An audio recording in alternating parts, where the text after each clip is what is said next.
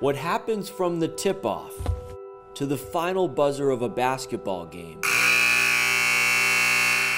rarely defines our lives. It's in all of those moments between the games when basketball tends to leave the greatest mark on the people who love it. It's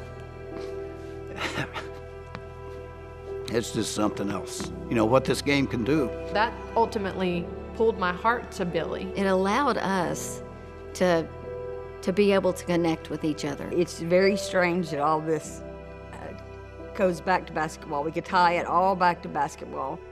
Growing up in Grayford, Texas, basketball was the way of life for Billy Gillispie and his sister Jerry. If you're in the game, you're in the game. It's a life, it's a lifestyle. The whole town revolved around the sport of basketball.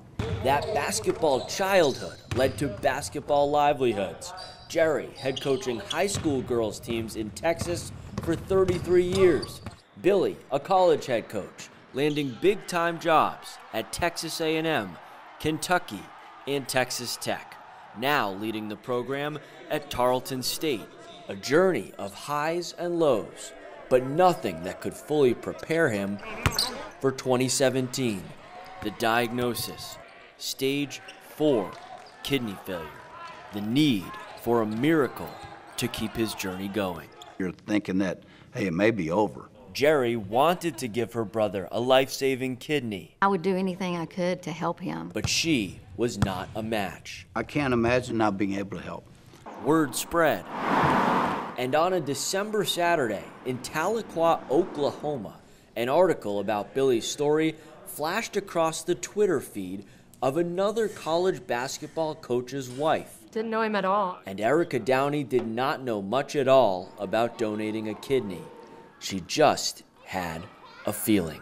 It was a tug in my heart. You need to help. This needs to be you. Tweeting like crazy about Billy's story, Downey caught the attention of Gillespie's former assistant coach. He connected Erica with Billy. A month later, she found out she was a match.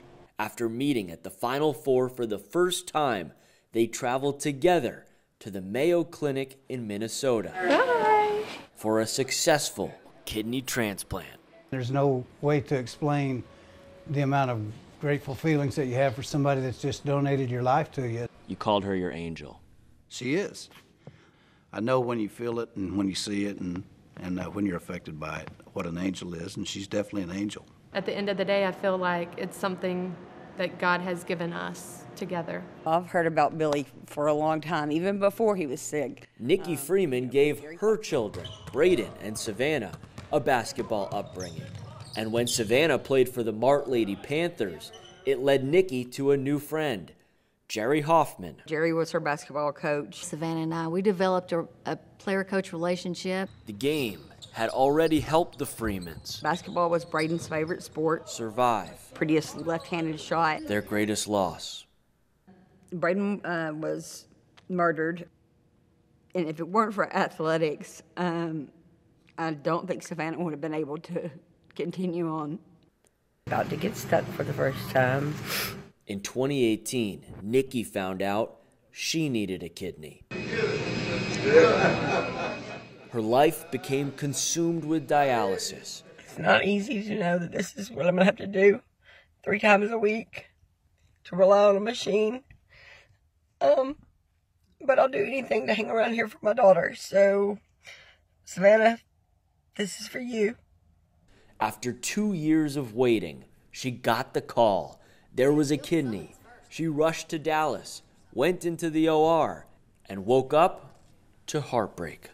The donor team cut the renal artery too short.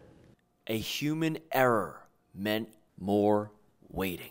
I just started crying and saying, no, no, no, no, no, no, no. All the while, Jerry Hoffman was still on the Mayo Clinic's mailing list from her attempt to be Billy's donor. The letters would say, donation still an option. And she realized, I am interested in being a donor. interested in being Nikki Freeman's donor. To have that sort of impact on someone else, why not?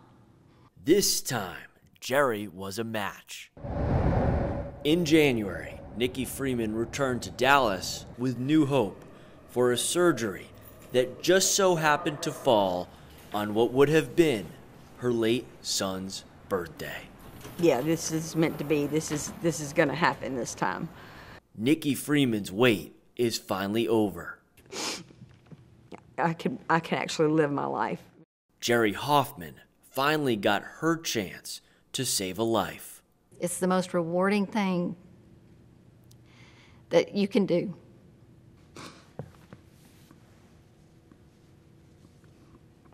I am proud.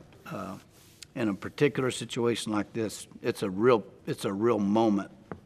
This March, another moment. Not all family is blood. A new basketball family in the same room for the first time. To sit here and listen and cry, what a blessing this day has been. Hearing the impact it made, Jerry's donation made on Nikki, it really hit home for me. It's still very surreal that all this has happened for all of us.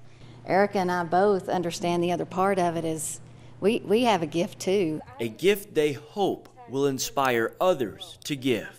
A gift so many people are still waiting for. We have approximately 100,000 people waiting on a list. We don't have to save 100,000 lives today, but it's just one single one at a time.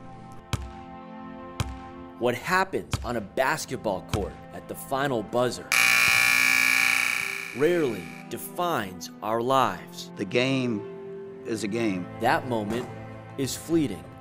What lasts is how the things we love, like basketball, shape us, connect us, move us to step into someone else's path and keep their journey going, to be their Angel.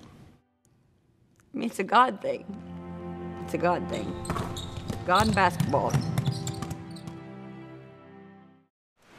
The need for donors is very real.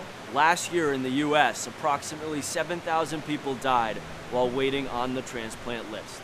If you are interested in learning more about becoming a donor, you can get information at organdonor.gov.